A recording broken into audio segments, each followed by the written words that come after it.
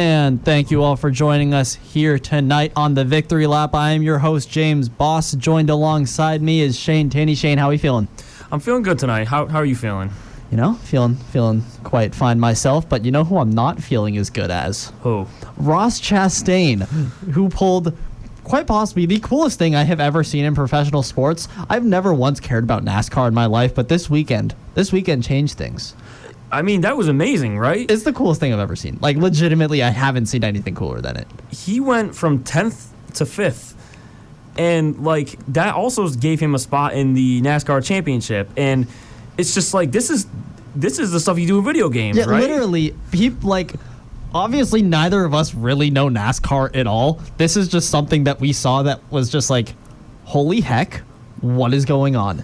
And, like, NASCAR people basically said, yeah, this is like, I mean, he said it himself. This is something he was doing in like 2005 NASCAR games, and like people in NASCAR are like, yeah, this is like a legitimate video game thing that like we're all aware of. None of us have had the balls to actually do it.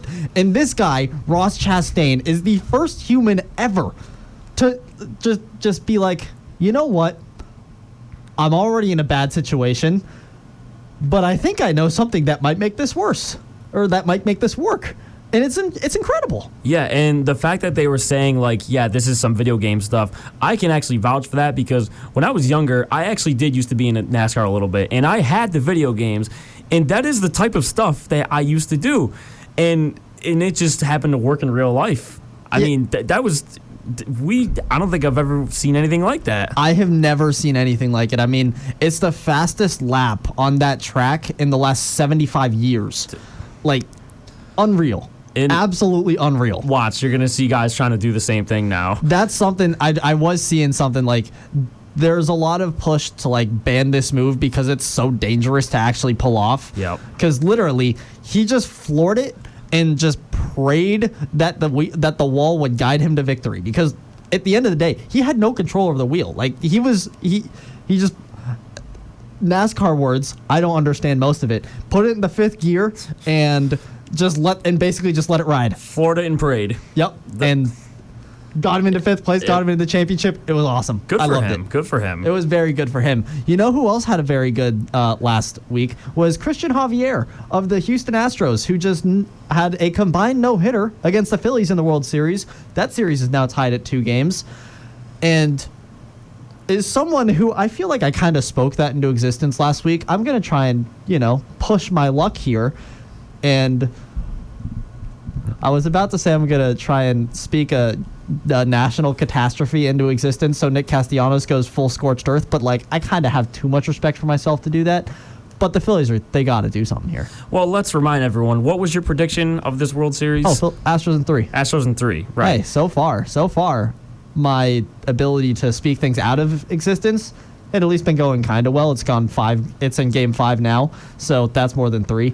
But, I mean, it's been a good series. I wish I cared about it, honestly. I agree. That's what I was going to bring up. It has been a good series. I mean, this series has literally gone back and forth with each team trading wins. And if that same pattern keeps up, the Phillies win this in 7, right? And these past 2 games, we've had 2 back-to-back shutouts. And I mean, the Phillies in Game 3 smacking 5 home runs, which I believe was a World Series record for home runs. So, like you said, it's been a good series. It's just unfortunate that neither one of our teams are in it. Yeah, I can't confirm if that's a World Series record. It wouldn't surprise me. I can confirm, however, that these last 2 games, it is the first time at least since 1901 that a team has hit 5 home runs in one day and then got no hit in the very next. Yeah.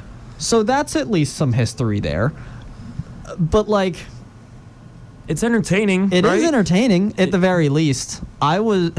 Just the fact that the Phillies are even in it. Yeah, I mean, they should. Eye-catching. I didn't think they had a shot in heck to make it this far. No. But they have. So, I mean, that's something, I guess, right? Yeah. I mean, good for Philly.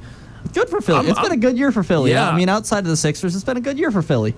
Yeah, I'm pulling for them. I think a lot of people are, especially Yankee fans. I think we're all rooting for the Phillies. But yeah, we got who's pitching? Verlander versus Syndergaard tonight. Verlander and Syndergaard. Yep.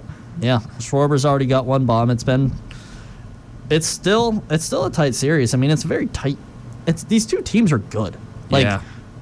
might not have had a whole lot of respect for the Phillies coming into this, but I mean, they've certainly put up a very good fight. They've at least made me give them some respect. So, like, yep. That's got to count for something, I guess. Yeah, I mean, if you can make me respect you as a team, I mean, that's the highest honor, I'd say. Who cares about winning the World Series? I mean, right? But let's jump the ship of baseball here, because in the end of the day, both of our teams are out. We hate both. I don't think either of us like either of these teams. Like, you probably don't care about the Phillies. I don't like the Phillies. We both hate the Astros. Yeah, the Phillies don't bother me. This is a World Series that I dislike. It's one that you don't care about. It's the baseball. Let the Dodgers go back, please. That would make me happy. Yeah. It would at least make me talk about it more. But now I don't want to. So we're going to move over to the NBA, in which the Lakers have been bringing Russ off the bench as of late, and currently they are 2-0 in the Benchbrook era. Do we think this is something that is going to continue to work? Yes. Yes, we do. This can work. So when they played Denver the other night, when Westbrook came off the bench, he had a plus-minus of plus 18. So that means while he was on the floor, they won the game by 18 points, right? So, and he's averaging 16, 7.6, and 6.6 off the bench. So it's working, right? I mean, they started 0-5, and yeah, ever since they started bringing him off the bench, it's something new, and I imagine for him, being the caliber player that he's been through his career, it's got to be a tough adjustment, right? But, I mean, so far, so good. I mean, they just had a huge win last night. Shout out to Matt Ryan for sinking a 3 to send it to overtime, and then the Lakers ended up taking it. The real Matt Ryan. The real Matt Ryan, yeah. But, I think this is interesting, and so far it's been working for them. Yeah, and I mean, first, before we really get into the Lakers, I just want to say C.J. McCollum is an absolute snake, and I dislike everything that he ever stood yes. for. He's awful. We dislike agree. him. But to look at the Lakers themselves, I still don't buy Russ. He's looked a lot better, certainly. Yep. Like, he's been a lot more efficient shooting, but he still turns it over a lot. And he had 6 turnovers. He had 6 turnovers last night. Can't be doing that. He's not good at defense. He's still, so like, that's still an issue there. But it's just, it's working. I mean, 13-7-9, 16-8-8. Those are 2 good stat lines. Yep. Like, end of the day, that's good. But it's just, he still can't shoot. He still can't play defense. He still turns it over. If he's gonna continue to do that, I mean, he's not really gonna help the team for a whole lot, because, I mean, let's be honest. Do we really think Russ is gonna continue to shoot 50% from the field? That's a tough number for him. He's never been an efficient shooter in his career. And he even hasn't in his been, prime. Even in his prime, he wasn't efficient. Now the fact that he's not anywhere near as athletic as he used to be, it's when you lack efficiency like he does. I mean, what else does he have going for him? I mean, when his best talent is gone, even if he's playing as good as he is right now, it's not something that's going to last. Yeah, I mean, the Lakers, they still have problems. Like, I don't think... They have a lot of problems. They do. And they're very clear.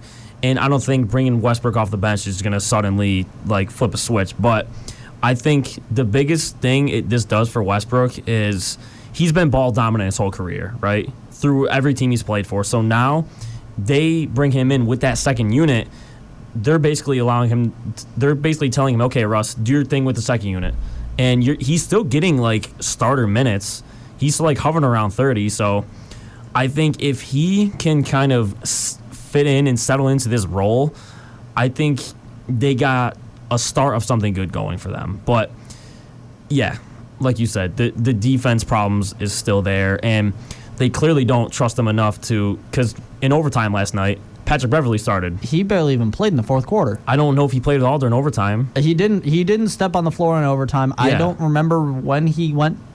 I don't remember how long he was on the floor in the fourth quarter, but I know it wasn't that long. They don't trust him because why should they? Honestly. Yeah. But it's got to be tough to. I mean, your whole career, you're a starter. You're like in his prime, he's top 5 MVP candidate every single season. So I think this is something to watch. And about last night's game, that was a great win for them. Oh, it was. It was a massive win for him. Matt Ryan has the ice. He does. Matty Ice. He's Matty Ice reborn, quite possibly. Yeah, and I mean, Anthony Davis had a good game last night. 20 points, 4 blocks, and 16 boards. And LeBron almost had a triple-double, 20, 10, and 8. So I think that almost felt like a must-win because they were 1-5. If they lose after the win, you drop to 1-6. It's like you really got problems now. But I think we're seeing them trending in the right direction. I still think they're going to need to make a trade deadline move. Oh, if they don't make a trade deadline move, they're going to miss the play-in. Yeah. They're still not a good team. Yeah, no. They're still 2-5. We still have to keep that in mind. This team is, I believe, half a game above the Kings.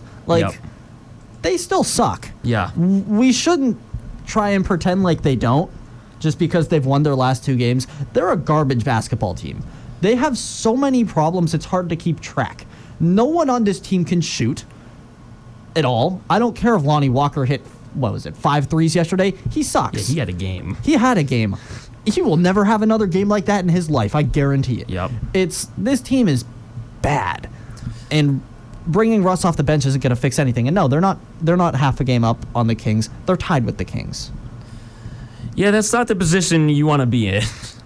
No, they're so not good. They have the 4th worst point differential in all of basketball right now. Or not in all of basketball, in just the West. Although, granted, they're not a whole lot better than that when it comes to the entire NBA. So it's get it together, please. Yep. For the sake of everyone who's ever enjoyed watching basketball, just figure it out. Yeah. But yes, these past 2 games, this is something to. This is okay, we're making moves, right? It could be 0-7. They could be 0-7. I mean, they were very close to being 1-6. Yeah, so at the very least, it's right now. It's okay. We're putting pieces together, but we'll see what happens going forward with this. We certainly will. And another thing that we are keeping our very close eye on with another disappointing team that has a whole lot of issues revolving around them right now is the Brooklyn Nets. What happened with this team? What didn't happen with this team? I don't know. Everything has seemed to have happened with this team. I think it's so unfortunate because they are so talented when they play. It's just ever since KD and Kyrie came to this team in 2019, it just seems like they've been in the news for all the wrong reasons, for everything else but basketball, right? And I mean, the latest thing with this is obviously we all have heard what Kyrie has been saying, and he just got suspended for 5 games. And it's just this team, they just can't share the court at the same time together. They just can't figure it out. We got Steve Nash getting fired on Tuesday, which was agreed on mutually by both sides. So, yeah, this team, there's just so many things that just didn't work. And I don't know where they go from here, really. Yeah, I don't either. I mean, Kyrie literally, he graduated from a nutcase to an anti-Semitic nutcase. How? That's supposed to be your number 2. That's supposed to be your guy. And he's doubling down on some of the trashiest takes I've ever heard. And so you got that guy there. And then you have Kevin Durant, who's just a spineless coward.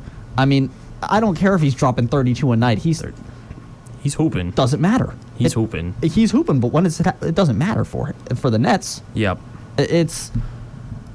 So there's KD there, And then you have Ben Simmons. And honestly, I feel bad for Ben Simmons. He's seen demons on the floor right now. Like, I've never seen a professional basketball player more afraid of playing basketball. Like, I legitimately want him to try and figure it out because it's just so hard to watch him step on the floor. His style of basketball right now is just so awfully bad. He's afraid to shoot. Like, he used to be a great facilitator who could score down low. He's an three-time All-Star? Yeah. Like, he used to be great. I mean, he's still solid defensively, but, like, not good enough.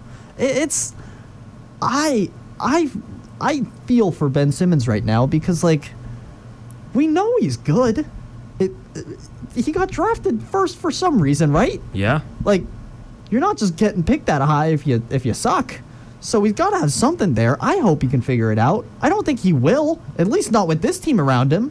Because, I mean, they have all of the drama in the world. Yep. And then they fire Steve Nash, and they hire Ime Udoka to replace him. I think that's still a rumor. The ESPN said they're finalizing a deal for him, and then the GM tried to walk it back, and now it's just kind of in limbo. Like, yeah. We're pretty sure he's getting hired. I think there's probably paperwork they have to figure out. That's the rumor. Or maybe they were gonna hire him, but and then in this paperwork process, they decided, okay, the entire community and society hates this man, so we're not gonna hire him as our coach. Which, even if that is the case, the fact that you were looking into him at all is still alarming. Yep. So it's like this team has no idea how to handle their current situation. The GM Sean Marks has to go. Like, the fact that he can look at this situation and think that Ime Udoka is the right fit for the job is blasphemy. Yeah, and let's not forget the James Harden era either. Oh my God! Like, don't remind me of that era. Yeah, they got him last year, or the year before. Yeah, the year before, and they had him for a minute, and then he basically forced his way out. There's just and what about KD requesting a trade over the summer? Whatever happened to that? Did that just kind of just? I think it just went up in air. I mean, KD isn't getting traded because he's Kevin Durant. Yeah, he's too good to get traded. And take some leadership, man. You're the best player on the team. You're one of the best players in the world. Yep. Just step up for once in your life. You've never once done it. You've always been second fiddle, even when you're the best player on the team. Just, like, take control. Please. We know you have the talent. I have to imagine you can command some respect in a locker room. Just do something for once in your worthless life, Kevin. Please.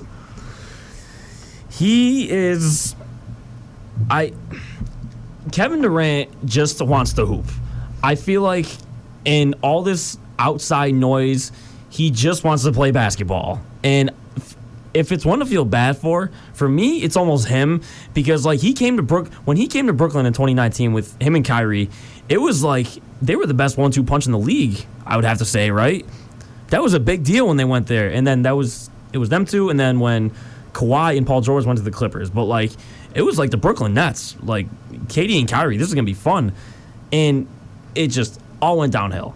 I think the one good year they had was when they lost to the Bucks in the Eastern Conference Finals, when Durant's big toe was on the 3-point line, and they would have won the game. But this team was just a failed experiment. I think that's the best way to sum it up. Yeah, I mean, sometimes, who would have guessed, when you put 3 stars that have no leadership abilities together, it doesn't work. Who would have guessed? Who would have guessed that Kevin Durant, Kyrie Irving, and James Harden didn't make a good basketball team? And then you replace James Harden with Ben Simmons, like that's going to be any better? I don't know. I don't think ownership understands how to make a team work, because I mean, the writing's on the wall. Just because Kevin Durant's as good as he is, he can't lead a team. He's never led a team. Don't hire him as your guy to lead a team. Yep. Kyrie Irving has always been the number 2. It was like he was the number 2 in Cleveland with LeBron, and then LeBron left, and Kyrie was like, okay, now I want to leave because I don't want to have to lead this team. And that didn't work either when he went to the Celtics, really. And so it's like, they have to understand that it takes more than just putting good players on a basketball court to make something work. The Warriors have a lot. I mean, obviously, it hasn't worked so far this year for them, but they just won the title. They're okay. They know how to make a team. You have Steph Curry, your leader, because he knows how to actually, take charge of something. And then you have great supporting pieces. You got Clay, who's just the quiet guy who will assassinate everybody. Yep. And then you have Draymond, who is the loud lunatic who will just instill fear on an entire other team. Mm-hmm. And then Jordan Poole's there. So it's like, that's how you build a team. The Nets are not how you build a team. The Mets are how you don't build a team. Yeah, and I think it's pretty clear that chemistry is the issue, because on paper this team has talent. A lot of talent. A lot of talent. Like, looking at the roster, top, all the way through, it's just they just can't figure it out. Like we were saying, the chemistry just isn't there. And I mean, could they turn it around this season? Maybe, but they're sitting at 2-6 right now. Their coach just got fired. Kyrie just got suspended 5 games. If they're going to turn it around, they are not off to a good start at all. But yeah, we'll see. Maybe they'll go as far as KD can lead them. I think that's what it's going to come down to. And I don't think that's going to be very far. One team that looks like it's ready to go very far is the Cleveland Cavaliers. They are 6-1. They have won their last 6 games. Do we think they're the biggest threat to the Bucks in the East? This might be a hot take, but I think Donovan Mitchell is the best player to wear a Cavs jersey since LeBron. I think I'm with it. He's that good, and he goes out there and competes at night in and night out. We remember in the bubble. Oh, I remember the when bubble. Him and Jamal Murray. I remember Bubble Mitchell. That was such an entertaining series to watch, and just the fire he showed, and he just wants to hoop, and I think he can lead this team as far as, I don't know, the Eastern Conference Finals, right? I mean, yeah, you said it. They're 6-1, and they might have one of the best starting fives in the league. I would put their starting 5 against any other in all of basketball. Yeah. It's that good. Every single piece that they have there is at the very least solid. Yep. Your worst guy in your starting 5 is Karis LeVert, I guess. They had 3 All-Stars last year. Yeah. Before Donovan Mitchell. Uh-huh. And so it's this team is nutty. It's very, very good. Obviously, the Sixers and the Heat are still solid. Granted, the Sixers are struggling. The Heat, they haven't been off to a good start, but I think they're probably fine. The Sixers are a bit worrying, I guess. Just lost especially Harden. With Harden out for a month now? A month, I think. Yep. So that's gonna hurt. And the Celtics are the Celtics. They were in the finals last year for a reason. But the Cavs, man, you can put them up against the Bucks and argue that they're better. I'm not sure I would, because Milwaukee just looks unstoppable this year. But, Donovan Mitchell is playing out of his mind. Yep. The only argument I can say with the Bucks is who in that starting lineup is stopping Giannis? No one. Well, you can say who in anyone's starting lineup is stopping Giannis, and I'm not sure there is anybody. And the Bucks are also 7-0. They don't have Chris Middleton yet. Yep. But you also can look at the Cavs. They played 5 of their 7 games this season without Darius Garland. Yep. So yeah. It's not like they've been playing super healthy either. And not to mention the old vet, Kevin Love. Dude, he's still kicking. He dropped 29 off the bench against the Knicks in 22 minutes. He was huge in that game. And the fact that he can still give you, those types of games, that just adds to their bench depth. And, yeah, this team, I'm a fan of this team. They're fun to watch. They're young. They're energetic. The Cleveland Cavaliers are definitely a legit Eastern Conference team. Yeah, you brought up Kevin Love. Obviously, he's not as good as he used to be, but he's shooting 41% from 3 this year. He shot 39% from 3 last year. It's he can still rain it down from deep, which, if you got a power forward off the bench who can do that, you're happy. The Lakers would love him. Ooh, the Lakers would absolutely love him. That would be awesome. You could start LeBron at the 3. That would be so cool, wouldn't it? Honestly, a guy like him is exactly what they would need. It really is. It really is. But I mean, I really like the Cavs this year, or at least so far. But moving over to the West, because we have been talking about the East so far a lot. Granted, I guess we did start with the Lakers. But to balance things out, let's look at our biggest surprise that has come out of the West thus far this season. Shane, who's yours? I think it's the Portland Trailblazers. I mean, they're sitting at 5-2 right now.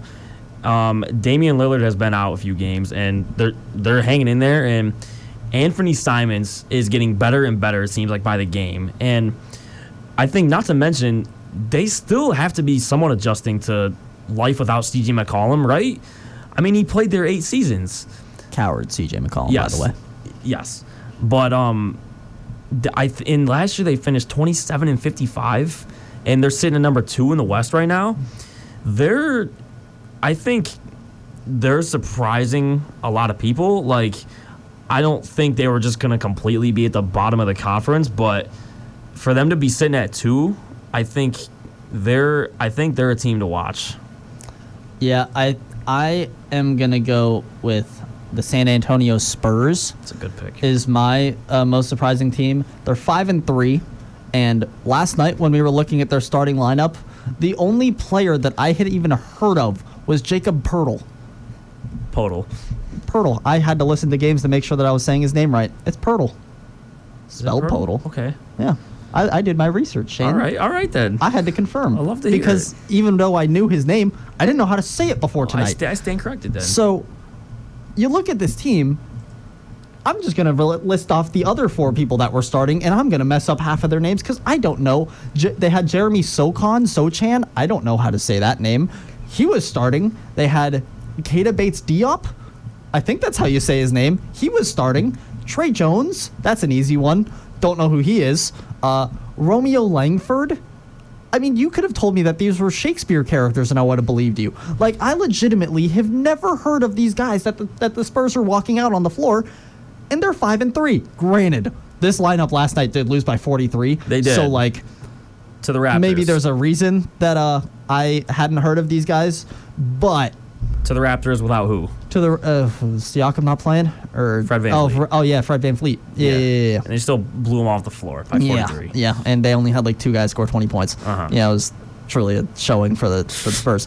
But I mean, this team's getting it done. I haven't heard of most of them. I know they're missing their 2 top scorers, so like that's not going to help. But Pop knows what he's doing. And no DeJounte Murray no more. Nope.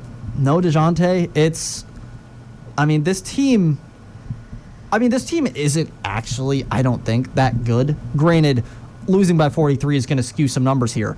But they have the second worst point differential in all of the West. And that's bad. Yeah. Like, it's not a good stat. That's not a good number to be in the very low negatives for, especially. And so it's like, are they really a 5-3 team? Probably not. No. But they've been a 5-3 team so far, and I'd say that's pretty dang surprising. It is. Good for the Spurs. Good for the Spurs. Good for them. I don't like them still, but good for them. Why not? Because Tim Duncan made me upset a lot when I was a child. Oh. I also that Frenchman Tony Parker. He's Manu. They were a great team. That. Yeah, I know. That's why I don't like them. Yeah.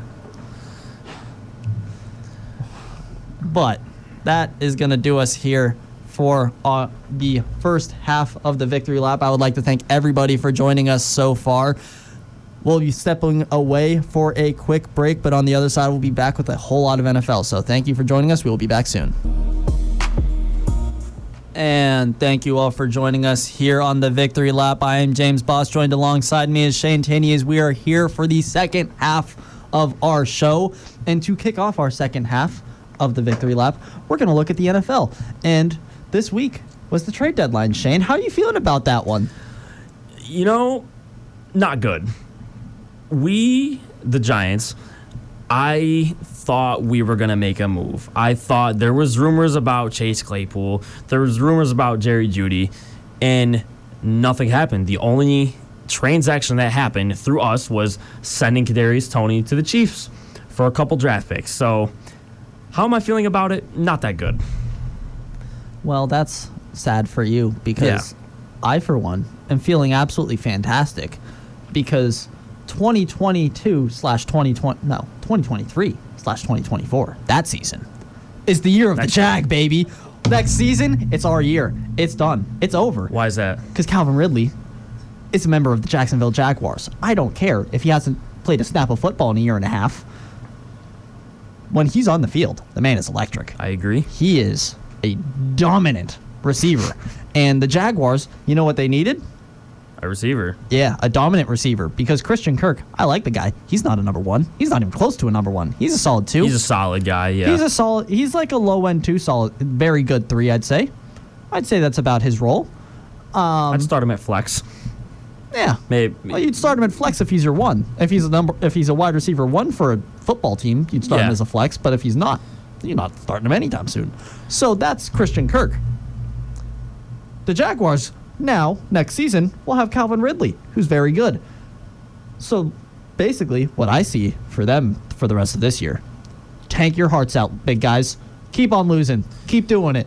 Get a top 3 pick. Get a top 3 pick, and then trade it away because you don't really have you don't have massive holes. You don't need a quarterback this year. You got Trevor Lawrence. I'm not sure he's great, but I mean, give him a receiver and see what happens when he actually has guys to throw it to, because that could be an actual, big move for him. So just keep losing, get a top 3 pick, trade down, and then draft Kelly Ringo because you need secondary help. The Jaguars, who better should they get than a Georgia quarterback? An SEC quarterback is exactly what this team needs. So that's what they got to do. That's what's going to happen, and that's what Calvin Ridley is about to bring to the team. Next year is the year of the Jag. Book it. So do you think this was the best move or acquisition of the trade deadline? Of the deadline itself, yes. I think there were a lot of good moves. I know that you personally, from what I have heard in recent talks, do not think that this was a massive trade deadline and that there were a whole lot of impact moves. There were a good amount. I think this is a pretty solid trade deadline. But I think that this move with bringing Ridley to the Jags, that's my number 1. I think 2 that might get swept under the radar is TJ Hawkinson to the Vikings. That's a good one. That is a good one. It's an interesting one because the Vikings don't ever throw to tight ends for some reason, but he is a very good tight end. Maybe they will now. They had Kyle Rudolph and they didn't, so I don't know. I mean, you're going from, if you're him, you're celebrating, right? No. You're going from you're going from a bad team to a good team, yes. To a very good team, the 6-1 Vikings. And now they got Justin Jefferson and him now, along with Dalvin Cook. Adam Thielen. They got a squad over there now. So I think that was a good one. And Roquan Smith to the Ravens. Don't call that one an underrated move. That was one of the bigger moves of the deadline. I would probably agree. That one was huge. Yeah. The Ravens got a lot better after that one. Yep. Roquan Smith is a very, very good football player. Mm-hmm. And the Ravens defense, it was solid, but it could have used the help. And it sure got the help. Yep. It's a heck of a lot better. Mm-hmm. Yeah, so I think we had that, and then Chase Claypool to the Bears. That's another big one. That's a decent move for that. Fields. I like that move a lot for Justin Fields because Claypool needed to get out of Pittsburgh because Pittsburgh fans hated him. Seemed like the coaching staff and the team kind of didn't like him a whole lot. Work. And a change of scenery seems like it's going to be really good for him. And Justin Fields, man, did he need help at receiver. Yep. And now he finally has a guy who's, been hailed as Baby Megatron. I think that's a bit of a reach, if you ask me. It's a reach. But when you're getting a guy who's at least been compared to Calvin Johnson, that's pretty good. Even if he's not Calvin Johnson, it's still a solid move for the team. It's a guy that you want to have on your team because he's still a very talented receiver. Could have been the Giants. Could have been the Giants. They gave up a second-round draft pick. Yeah, would you have done that? We could have did that. Yeah, you could have. Why didn't we? Because why? Because we're okay with Darius Slayton being our number 1 receiver? Yeah.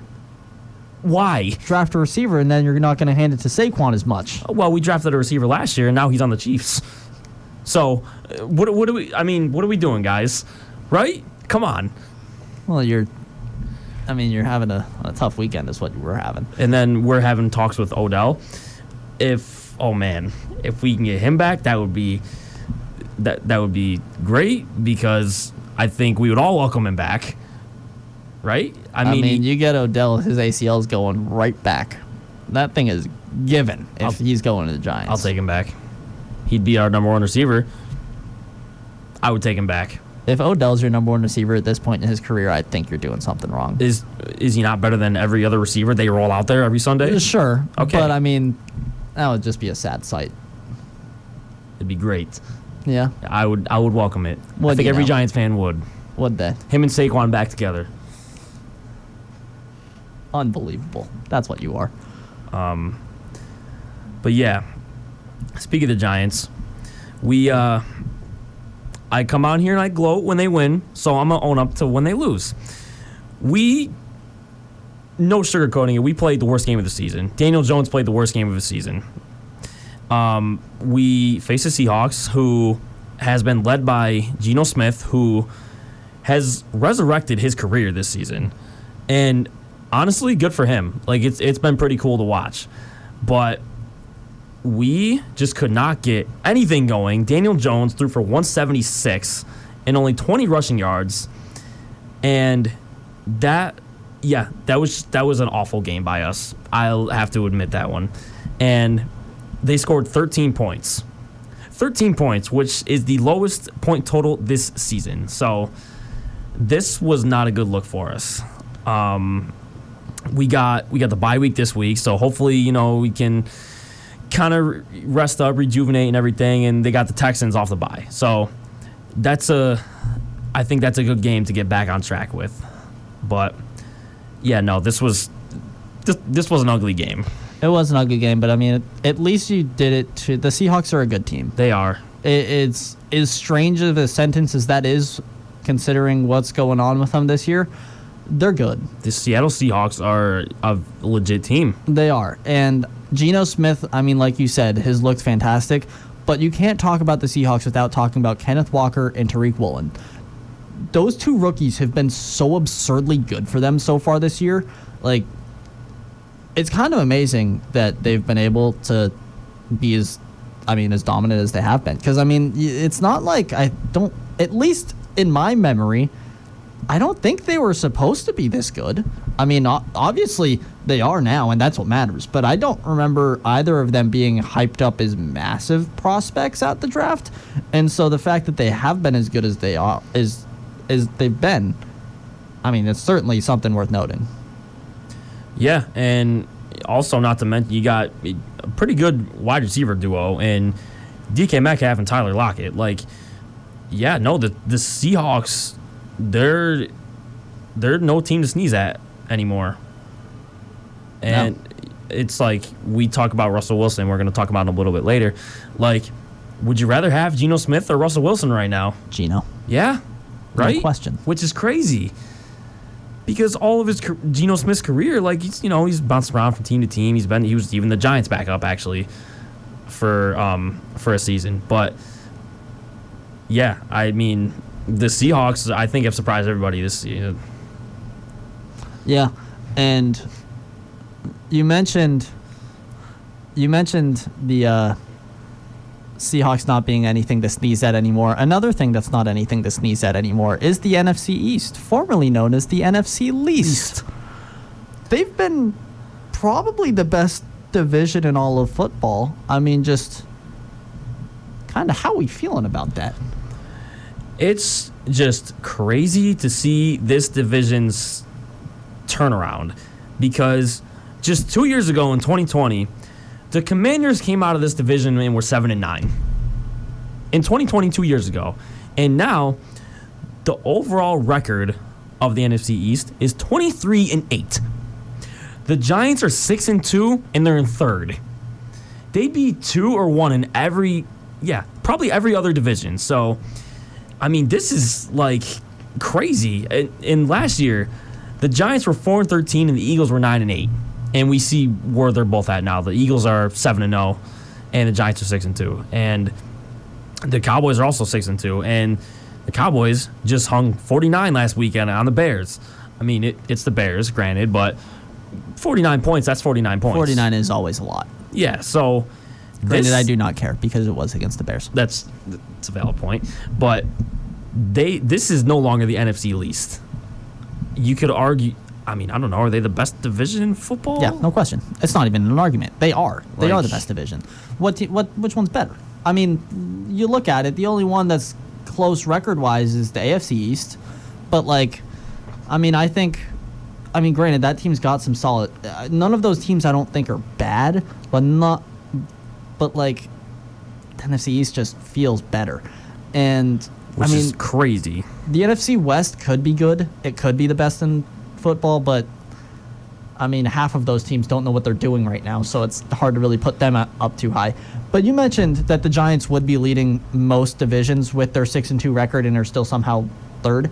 They would be winning 5 of the 8 divisions. They would be number 1 in 5 of 8 divisions if they were literally anywhere else. There you go. Like, it's just, of course, right? The Giants are finally good, and now you got, the Eagles are the best, quite possibly the best team in the league, and the Cowboys are right there with them.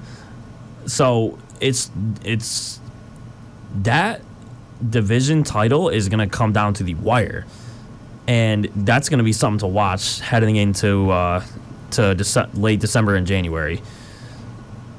Yeah, that's certainly something that is there to look for. I just want to talk about the Cowboys real quick. They dropped 49 against the Bears. Can they please, for the love of all that is good in the world, start Tony Pollard over Ezekiel Elliott? I agree. Jerry Jones, get that stick out of your butt and just put him on the bench. I don't care that you're paying Zeke as much money as you are. Tony Pollard is just better. He is. Please. It's really not even close Stop either. Stop hurting your team because Zeke is stinky. Yep. He's bad. Mm-hmm. Bench him, please. For my fantasy team, Jerry, start Tony. That's my plea. I agree. I agree. One team that's been very good, or at least has looked very good, is the Miami Dolphins. Do we think they're back? I would have to say that they are. Now that they got Tua back, and he's kind of just continuing right where he left off, right? I mean, he's 5-1 as a starter this year, and he's throwing to, without a question, not even close, the best receiver duo in the league. So this is another team that's been like a surprise to a lot of NFL fans, and like Tua is definitely proving a lot of people wrong this year, and it's been really fun to watch. Yeah, I mean, I'm not necessarily sure I'm going to say Tua is that good, because, I mean, really, watching the games, it's not like he's blowing anyone away with any of his throws. His arm still kind of isn't that good. He's got the best QBR in the league. When you have the best receivers and you don't really need to do anything, it's going to make you it's going to make you look a lot better. Because literally, he can just throw it in the air and Tyreek will catch it. Yeah, Tyreek is unbelievable. Just throw it to where they aren't and he'll probably run it down. And that's Tyreek. Jalen Waddle can pretty much do the exact same thing. Yeah. It's like you have the two of the most game-breaking receivers in all of football with their speed. Defenses can't cover both of them. You can try and cover one. You still can't really cover one of them. You sure as heck can't cover two of them. Nope. And so, like, I like this Dolphins team a lot. Mm-hmm. I think they're very good. I'm not sure Tua is the reason they're good, but as long as they keep playing like they are, you can't really disrespect them anymore. Yeah, and do we think, can they pass the Bills? Yeah. They beat the Bills once already. They did. Granted, they did it with some kind of dirty tactics, because I don't remember if you remember, or I don't know if you remember. They made the Bills, like, their entire sideline completely, like, exposed to the sun when it was, like, 115 degrees outside. Oh, yeah. And they turned off the misters because the Dolphins bench was in the shade, so they didn't need them as much. And I think that, like, a few guys on the Bills were having, like, heat strokes or something. And so, like, kind of a dirty way to win. But at the same time, the Bills were trying to murder half of that Dolphins offense that game, because that was the start of the Tua concussion thing. Yep. And there was another one there was another play where I forget the receiver at the goal line, but he got his head absolutely cut in half. And so, I mean, the Bills, weren't exactly playing super clean on the defensive end either. So, like, Dirty ended up beating Dirty that game when the Dolphins found a way to win. So, I mean, this team is very good. It's very good because they've handed the Bills their only loss, and their only 2 losses that the Dolphins have had were well, I guess they had one when Tua was starting, but, like, I mean, it's a really good team. And plus, they just got Bradley Chubb, who neither of us mentioned during the deadline. He's incredible. Yeah. He's one of the best young edge rushers in the entire league. Yeah. I mean, the Dolphins, and it's, like you were saying, like the Dolphins, it's not like they have like an easy schedule. They beat the Bills. They've been beating good teams. They beat the Bills. They beat the Ravens too. Yeah. Like, I think the Bills better, like, they're on their hip. They better, like, continue to play the way they're playing, or else, like, if the Bills have, like, a rough patch and stumble and drop a few games, like, that 1 and 2 spots could flip, I think. And, I think it's, what are the Dolphins? Yeah, 5-3. This team is going to be interesting closing out the season. Well, we mentioned Tua being 5-1 as a starter. The one loss he had as a starter was the game that he left with the concussion. So even in that one loss, he didn't play the whole game. I mean, you can hardly really look at him as the issue. I mean, he's essentially, in games that he's played the entirety of, he's 4-0. Yep. Or he's 5-0. So, like, he's kind of as much as I kind of disrespect him here and there, he's kind of the reason they're winning. Yeah, before this season, did we expect Tua to be off to the start? I don't think a lot of people did. We didn't expect him to be this good. We knew he was going to have the weapons to at least be able to be this good, but I don't think anyone actually thought he'd do anything with it.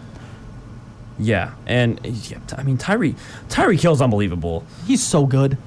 Are we crowning him the best receiver in the league? Or I had been crowning him the best receiver in the league for the last few years. Are we okay? I was ready to move away from Tyreek going into this year, but I'm not. I'm not going to do it yet. I've for all of the last probably 4 years or so since Tyreek really took over. I mean, you have a guy as dominant as Tyreek Hill. No other receiver forces defenses to game plan around them harder than teams do for Tyreek. Mm-hmm. And I think when you look at it like that, it kind of has to make you the best receiver, right? Because you can't single cover him because you'll burn by anybody you match on the other side. Yeah, ask Eli Apple. Exactly. And if you want to cover him, you have to put 2-3 guys on him. And if you're doing that, a lot of people are going to be open. So it's when you command as much respect from the defense as Tyreek Hill does, I think you kind of have to put him number one. You know, imagine if the Dolphins picked up like a solid middle of the pack receiver at the deadline, how much that would have did for this team. I mean, I don't think it honestly would have done anything. I don't think they needed a solid middle of the pack receiver. It'd be like when Odell went to the Rams last year. Yeah, like what pretty that much. did. That'd be that effect. It would be like when KD went to the Warriors. Yeah. I mean, the team's absurd. Another team that has been absurd for all of the wrong reasons is the Denver Broncos, but for the first time in a long time, the Broncos country has finally rode. Is this a good sign for the team and Russell Wilson moving forward? I mean, kinda, right? They snapped their 4-game losing streak, and I guess the high knees on the plane to London worked. So maybe he found something here. Yeah, but they won. But Russ, did he really play out of his mind? No, not really. He threw for 252, a touchdown, and then an interception. So it's not like he had this like breakout game, like I'm back game. No, but they won against your Jaguars. So I mean, good for them. Good for them. They won on the Jaguars' home turf in London too. Yep. Like. It was the sign, at least for me, that the Jags have to go full tank from here on out. But Russ isn't good. He's still not good. The Jaguars' secondary is absolutely abysmal, and Russell Wilson had a putrid 36 QBR. I don't really know how they calculate that stat. I just know it's the god number when it comes to quarterback stats. Yeah. And 36.7 is horrible. Yep. And that was what Russell Wilson had against the Jaguars secondary. He only scored 21 points. That's not that good. No. The defense in Denver is fantastic. Although, without Bradley Chubb, I'm interested to see exactly how it works out for them now because, I mean, that's a big piece that they just lost. They should still be fine. Pat Surtain's still there. He'll still shut down anybody he's on the other side of. But, like... They won. They won. But it's one of those wins where it's like, yeah, you won, but did you really? It's like you won, but, like, are you the reason they won? Not, I mean... Russ certainly is not the reason they won. Yeah. High-knee Russ is still a bum. High-knee Russ is now 1-0. High-knee Russ is 1-0. Maybe he just has to do this every game. Maybe this is his new thing. Instead of pretending to high-five people running out the practice tunnel, he should just do high knees instead. Yeah, he's really an interesting guy. Like, did you hear the story about how, like, his teammates, in order to contact with him, they have to go through his team because no one can just reach out to Russ regardless of if you're like member. Yeah, it's absurd. You can't just pick up your phone and call Russell Wilson even if you're his teammate. Yeah, it's nuts. That's weird. I mean, that's weird, to say the least. Yeah. And, like, I don't know, and it, like, I think Marshawn Lynch talked about it. Like, it's like, yeah, if I can't just pick up my phone and call you, like, I'm just going to give up. Yeah, because, like, Marshawn was literally like, yeah, I went to war with this guy. Yeah. And I can't call him. Yep. Richard Sherman, too, I think, said something along the same lines. Yep. It's, like, how are you able to continue to be a NFL quarterback when you're doing all of this? I don't understand it. Yeah, no. But Broncos country, they're 3-5. No more 4-game losing streak. No more 4-game losing streak. But while we are going to keep this on the topic of Russell Wilson as we move into our final weekly segment in which we will crown our latest Russell Wilson Least Valuable Player Award. Shane, who's your pick this week? Well, I think you're going to like this one because this was a pretty easy pick. My LVP is Trevor Lawrence. Why? Because you lost to the guy we named this trophy after. He threw for 131 yards, 2 interceptions, and that loss to high-knee Russ puts him at 2-6 on the season now. And with this award, I like to keep it with the week that we're basing it off of, but you know what Trevor Lawrence's record as a starter is? I know it's not good. 5-20. Yeah, that's not good. That's the worst record through 25 games since 1967. So, I mean, like I said, we're going to keep it with this week, but that's just a little fun fact I had to throw in there. But you lost to the guy we named this award after, and you throw for 130 yards and 2 picks? Come on, Trevor. I guess I'm disappointed because the first couple of games of the year, I think we talked about it on here. It seemed like, okay, Trevor Lawrence, okay, he's here. But literally since those 2 games, it went all downhill. So, unfortunately, that's my LVP. Yeah, it's a tough one on my end. My LVP is someone that I have slandered a good bit this year, and that is Derek Carr. He got shut out by the New Orleans Saints this last weekend. He never once got the ball across midfield. The one time the Raiders got the ball past the 50 was after he had already left the game for his backup Jarrett Stidham. Derek Carr threw for 101 yards. He had no touchdowns, obviously, because they didn't score any points. He threw a pick. I said Russell Wilson had a bad QBR this week. It was almost 3 times better than Derek Carr's 14. 14! His passer rating was 50. Derek Carr was horrible. I understand Trevor Lawrence lost to the man we named this after. That's a good reason as any to give him the LVP, but my goodness.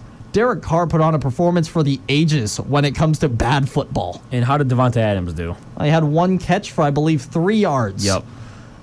You have Davante Adams, Hunter Renfrow, and Josh Jacobs. Do something, Derek. Please. Score a point. 1. I think this week you might have gotten this award more correct because I think Derek Carr, what'd you say? He threw for what, 101? 101. 101, and that's with Davante Adams. Yeah. Davante, he went in and came in questionable, but he played. Yeah, you're still out there. Yep. Yeah, that was truly and you don't get past midfield. Never once did they get across the 50. Not until he left the game. Yeah, that was really a clinic. It was amazing. Continue to suck, Derek. dare you? But that is going to do it for us here tonight on the Victory Lap. I would like to thank everybody for joining us here. It's been another very fun, very good episode on my end, but I would like to thank everybody for listening, and I hope you all have a wonderful rest of your night.